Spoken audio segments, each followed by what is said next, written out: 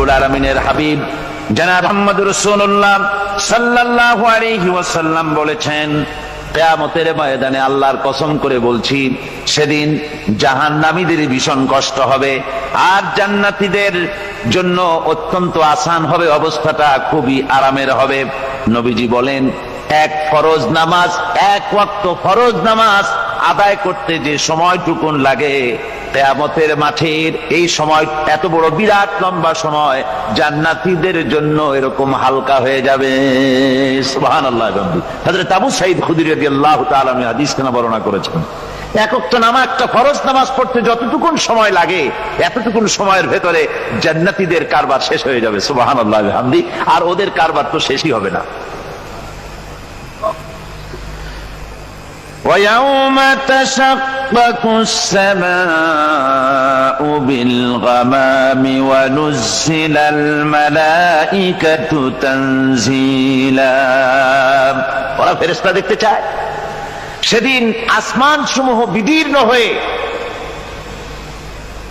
মেঘ পুঞ্জ বেরিয়ে আসবে, আত্মপ্রকাশ করবে। তার ভেতর থেকে ফেরেশতারা ক্রমাগত নাজিল হতে থাকবে। আর অবস্থাটাই হবে, আল মুলকু ইয়াউমাইযিনিল হাক্কু লিররহমান ওয়া কানা ইয়াওমান আলাল কাফিরিনা আসীরা। আর সেদিনে বাদশাহী হবে কেবলমাত্র রহমানেরই। ওয়া কানা ইয়াওমান আলাল কাফিরিনা আসীরা। আর সেই কিয়ামতের দিন, সেই সময়টা হবে কাফেরদের জন্য বড়ই কঠিন। এখানে কিয়ামতের কিছু কথা বলা হচ্ছে, কিছু আভাস দেওয়া হচ্ছে যে আসমান সমূহ বিদীর্ণ হয়ে মেঘ পিণ্ড বেরিয়ে আসবে এবং তার থেকে ক্রমাগত ফেরেশতারা নাজিল হতে থাকবে। আল্লাহর হাবিব বলেছেন, কেউ যদি কিয়ামতের দৃশ্য দেখতে চায় সেজন্য সূরা ইযা শামসু কুবিরাত ওয়া ইযা সামাউ ফাতারাত, ইযা সামাউ শাক্কাত, এই সূরাগুলি যেন পড়ে, তাহলে কিয়ামতের দৃশ্য তার চোখের সামনে প্রতিভাত হবে। কিয়ামতের দৃশ্যটা আসলে কেমন হবে সেই সূরাগুলি তেলাওয়াত করলে সে বুঝতে পারবে। যেমন আল্লাহ পাক বলছেন, إذا السماء فطرت وإذا الكواكب انتثرت وإذا البحار فجرت وإذا القبور بعثرت। যখন আকাশসমূহ চূর্ণ বিচূর্ণ হয়ে যাবে আর তারকাসমূহ বিক্ষিপ্ত হয়ে পড়বে, সমুদ্র মহাসমুদ্রগুলি দীর্ণ বিদীর্ণ হয়ে যাবে, কবরগুলি সব উদ্গীরণ করে দেবে, তার মধ্যে যা আছে সে সবগুলি। আবার আল্লাহ পাক বলেন, ইযাশ শামসু কুবিরাত ওয়া ইযান নুজুমুন কাদারাত ওয়া ইযাল জিবালু সুয়্যিরাত। সূর্য যখন ঢেকে যাবে, তারকাগুলি যখন বিপর্যস্ত হয়ে যাবে আর পাহাড়গুলি যখন চালিয়ে দেওয়া হবে, এই দৃশ্য তোমরা দেখতে পাবে। فإذا النجوم طمست وإذا السماء فرجت وإذا الجبال نسفت। সেদিন অবস্থা এমন হবে, সমস্ত তারকাগুলি স্তিমিত হয়ে যাবে আর আকাশসমূহ দীর্ণ বিদীর্ণ হয়ে যাবে।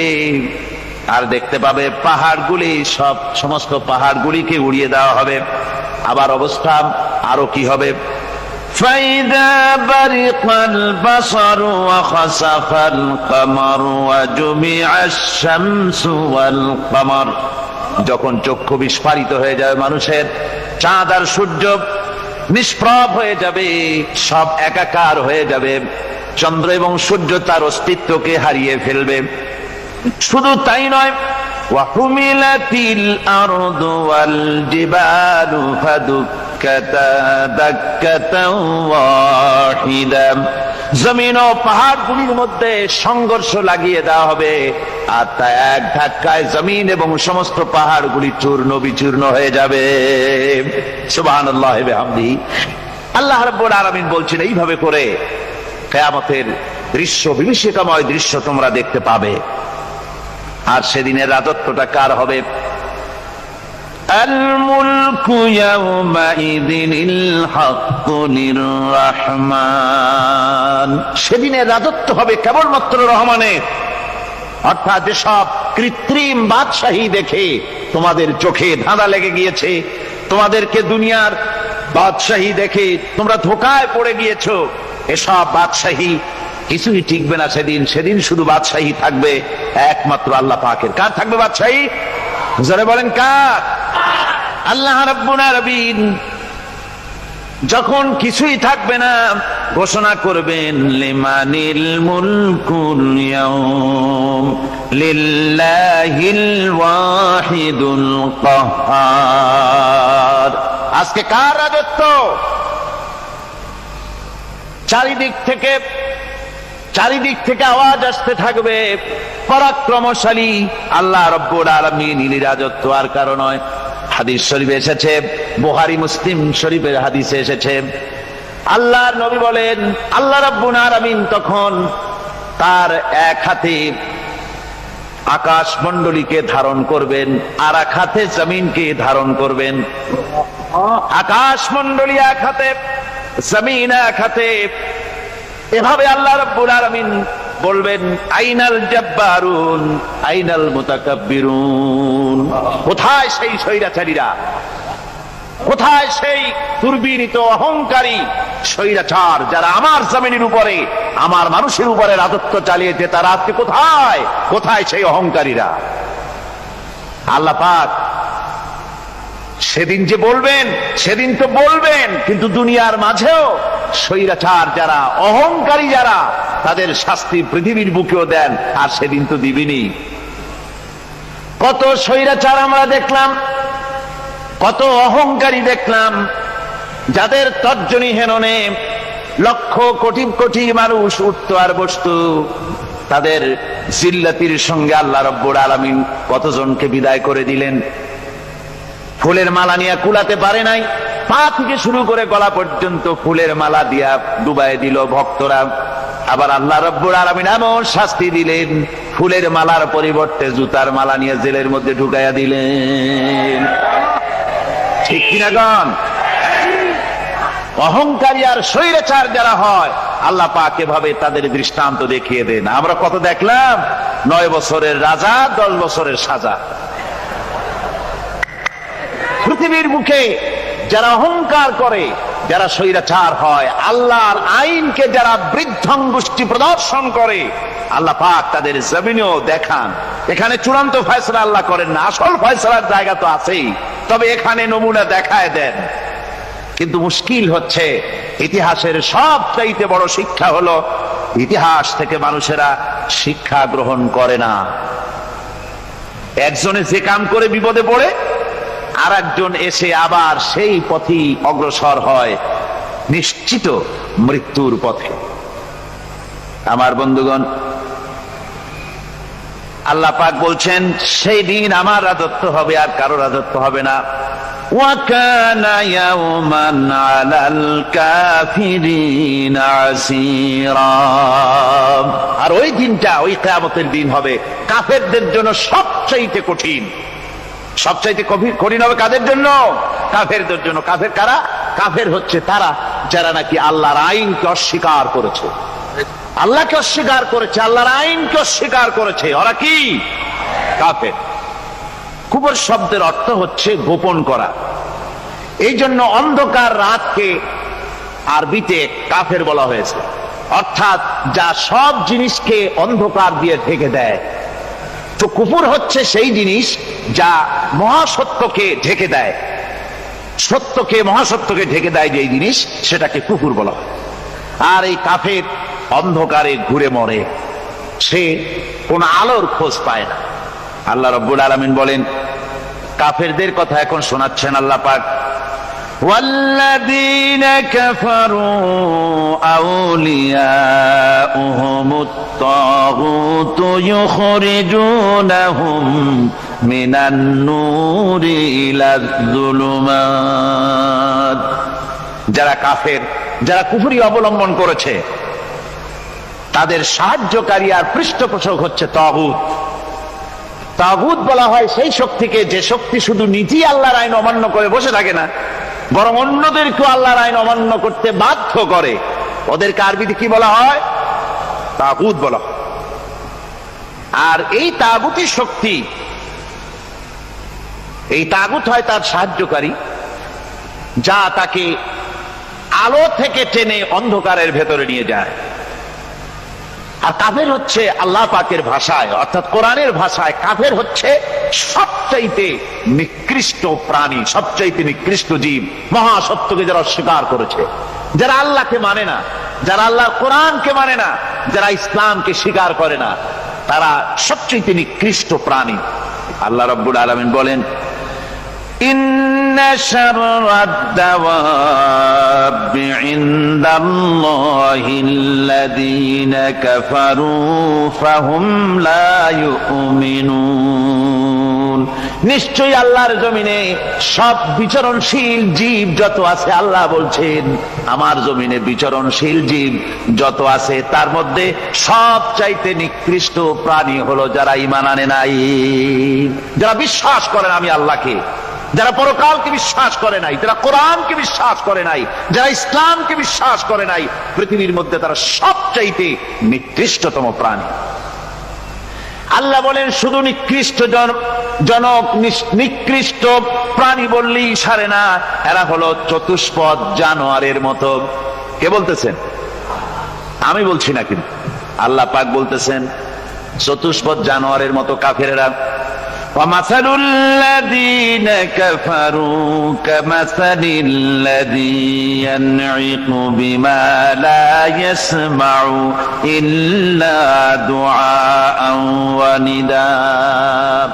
এই কাফেরদের দৃষ্টান্ত হচ্ছে সেই রাখালের মতো, যে রাখাল তার পশুদেরকে ডাকে, আর ওই পশুরা একটা ডাক শোনে মাত্র, কিন্তু কি যে বলে তা তো পশুতে বোঝেন। কথা বুঝতে পেরেছে? সুম্মুন বুকুমুন উমিয়ুন ফাহুম লা ইয়াকিলুন। এরা বোবা, এরা বধির, এরা অন্ধ, এ কারণেই কোনো কথা বোঝে না। এরা চতুষ্পদ জানোয়ারের চাইতেও নিকৃষ্ট। যাদেরকে আমি আল্লাহ বলেন, যাদেরকে আমি চোখ দিলাম, চোখ থাকতে হক দেখলো না, সব দেখলো।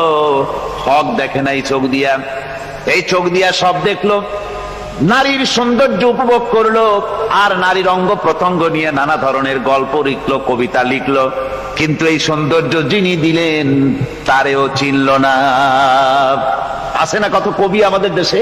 আমার দেশের সেই কবি জাতীয় পুরস্কার পায় যে কবি নারীর বিশেষ বিশেষ অঙ্গ নিয়ে বেশি করে নির্লজ্জ কবিতা লিখতে পারে, ওই হলো সবচেয়ে বড় কবি। আমার বন্ধুগণ,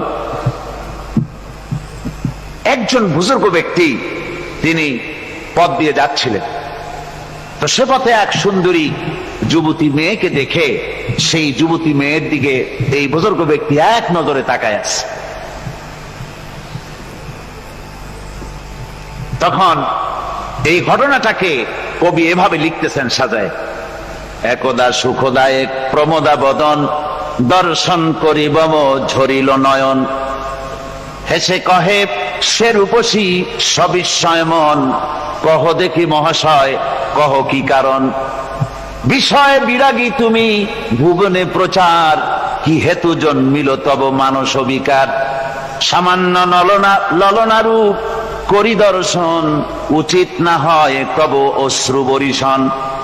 বুজুর্গ ব্যক্তি ওই মহিলার দিকে তাকিয়ে তাকিয়ে কাঁদতেছেন। সুন্দরী মহিলা বলেন, আল্লাহর বুজুর্গ বান্দা, আপনি এলাকার ভিতরে বুজুর্গ এবং পীর হিসাবে, বুজুর্গ ব্যক্তি হিসাবে আপনি বিখ্যাত। আজকে আমাকে এখানে দেখে আপনি আমার দিকে তাকায় আমার রূপ উপভোগ করতেছেন আর কাঁদতেছেন। আপনার মতো সংসার বিরাগী মানুষ আমার মতো একটা সুন্দরী মেয়েকে দেখে ভাবে কাঁদা ঠিক না। বুজুর্গ ব্যক্তি বলছেন, হেসে কহিলাম বালে করহ শ্রবণ, নেত্র ঝরে তবু হেতু ভেব না এমন, যে শিল্পী রচিল ওই সুধাংশু বদন, তাহার তরে ঝরে নেত্র নয়নে জীবন। আল্লাহর বান্দি, আমি তোমাকে দেখি কান্দি না, আমার চোখে পানি বেরিয়ে গেছে। তোমারে দেখে আমি মনে মনে ভাবলাম, এত সুন্দর করে যিনি মানুষ বানিয়েছেন, না জানি ওই আল্লাহ রব্বুল আলামিন কত বড় সুন্দর। আমার ভাইরা, সুতরাং চোখ থাকতে ওরা আল্লাহ রাব্বুল আলামিনের কুদরত ওরা দেখে নাই, কান থাকতে কোরআনের আওয়াজ ওদের কানের মধ্যে ঢোকে নাই, বিবেক থাকতে আল্লাহর দ্বীনকে বুঝতে পারে নাই, চিন্তা করতে পারে নাই। আল্লাহ রাব্বুল আলামিন বলেন, উলাইকা কাল্লানাম, এরা হলো চতুষ্পদ জানোয়ার, বালহুম আদাল, শুধু জানোয়ার না, জানোয়ারের চাইতেও নিকৃষ্ট। এমনই জানোয়ার, আল্লাহ বলেন শুধু জানোয়ার না, জানোয়ারের মতো শুধু খায় জনমের মতো। ওয়াল্লাযীনা কাফারু ইয়াতামাত্তাউনা ওয়া ইয়াকুলুনা কামা তাকুলুল আনআম। এই কাফেরগুলির কাম শুধু ফুর্তি করা, গান বাজনা, নাটক, গল্প, এই সব কাজ তাদের। নামাজ নাই, রোজা নাই, আল্লাহ চিন্তা নাই, তাহাজ্জুদ নাই, পরহেজগারি নাই, শুধু গান আর নাচ। দেখেন না ফুর্তি। এই যে 1 জানুয়ারি রাত 12টার সময় আমার ঘুম ভেঙে গেল, এই যেখানে আমি ছিলাম, বিকট আওয়াজ। আমি মনে করলাম পাশের বাড়ি বুঝি ডাকাত পড়ছে। পরে বাড়িওয়ালা আমাকে বললেন যে ডাকাত না, বোধহয় এই নিউ ইয়ার সেলিব্রেট হচ্ছে, নতুন বৎসর উদযাপন হচ্ছে, বোমা দিয়ে শহরবাসীর আরামের ঘুম হারাম করে এগুলি করা হচ্ছে। এ তো গেল 1 জানুয়ারি। আর যখন আমাদের নিজেরটা যখন আসে, অর্থাৎ 1 বৈশাখ, তখন দেখছেন অবস্থা 1 বৈশাখে। এবছর আমাদের দেশে 1 বৈশাখে ঢাকায় যে দৃশ্য আমি টিভির মধ্যে দেখলাম, তাতে আমার মনে হয়নি যে 12 কোটি মুসলমানের দেশে রাজধানীতে এই দৃশ্য হচ্ছে। আমার মনে হচ্ছিল এটা বুঝি কলকাতা অথবা অন্য কোনো শহর হবে। আমি দেখলাম সমস্ত যুবক যুবতী, নারী পুরুষ, বিভিন্ন বয়সের লোক সব একসঙ্গে রাস্তায় নেমেছে, নাচতেছে। তার মধ্যে বুদ্ধিজীবী আছে, শিক্ষিত লোক আছে, সমানে নাচতেছে।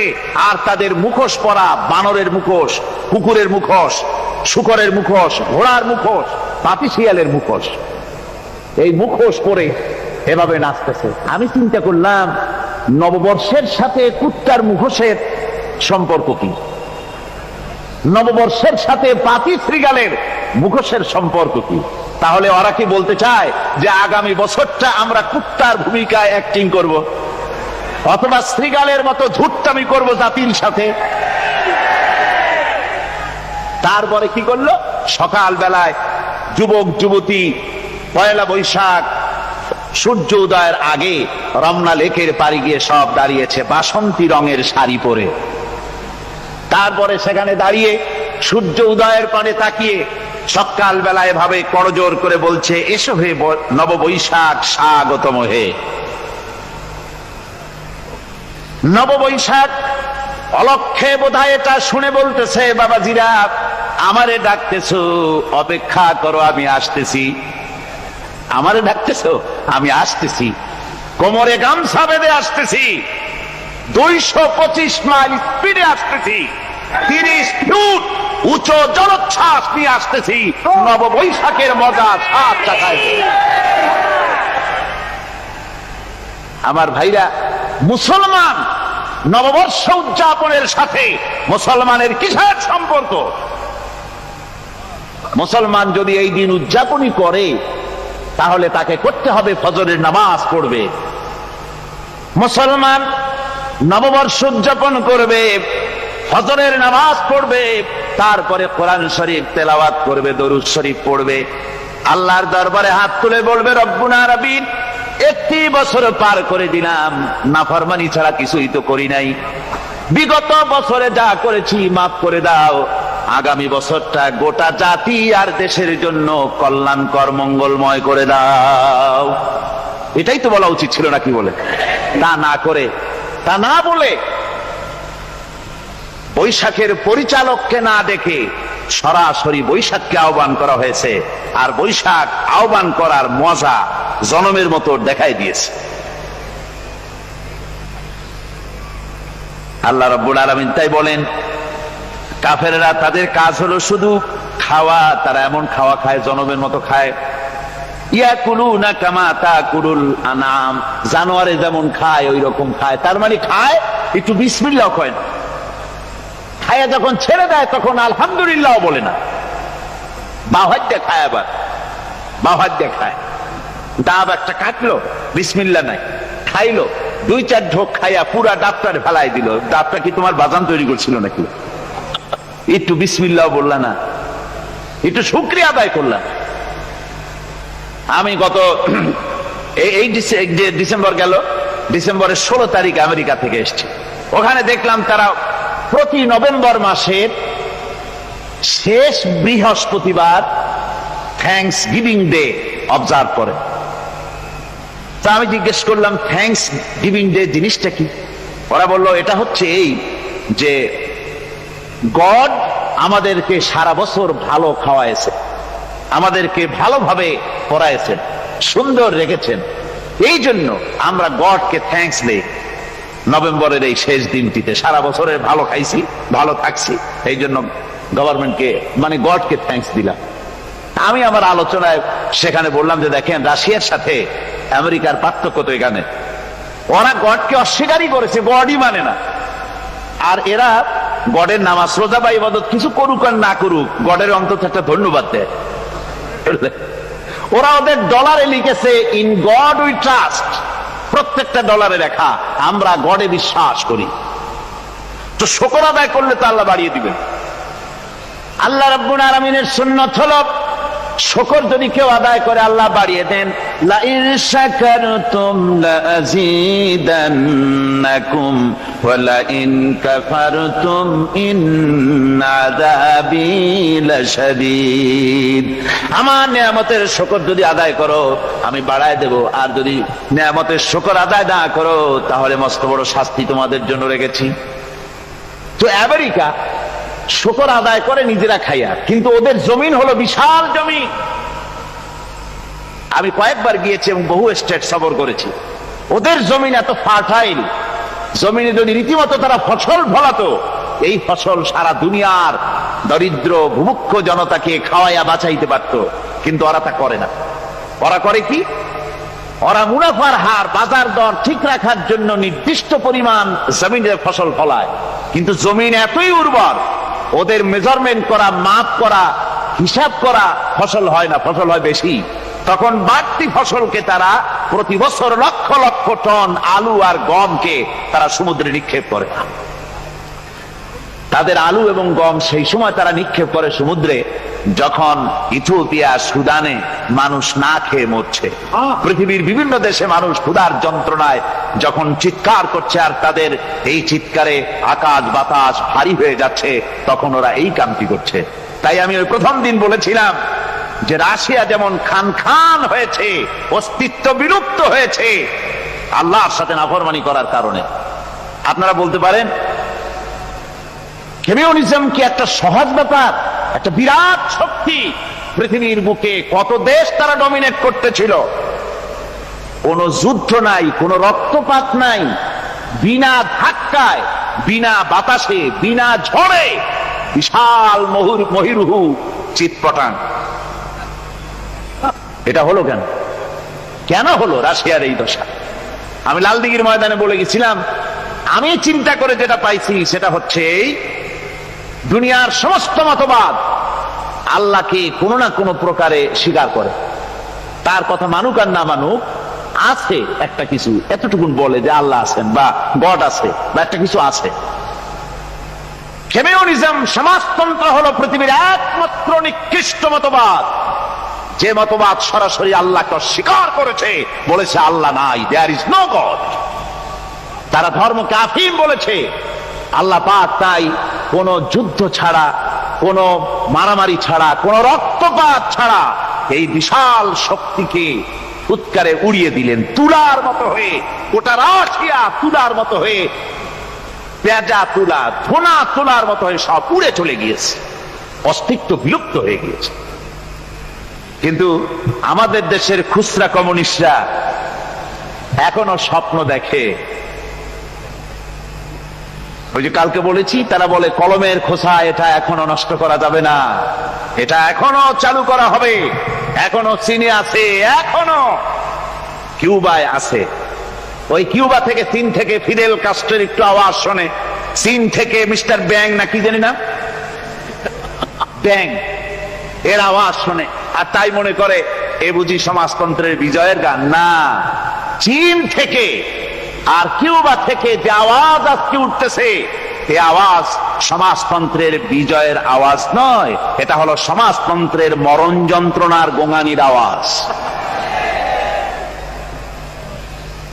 কাজেই এরা